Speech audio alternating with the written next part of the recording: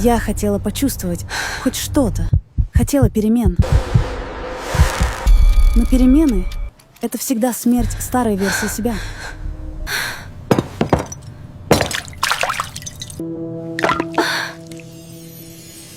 Я готова. Мне страшно. Когда рушится все, ты либо убегаешь, либо, наконец, смотришь правде в глаза. И тут я увидела, какой я стала. Уставшей, жесткой, чужой самой себе. Все внутри закрутилось.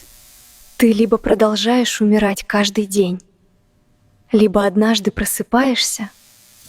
Старое сопротивлялось. Я теряла равновесие, но, кажется, находила себя.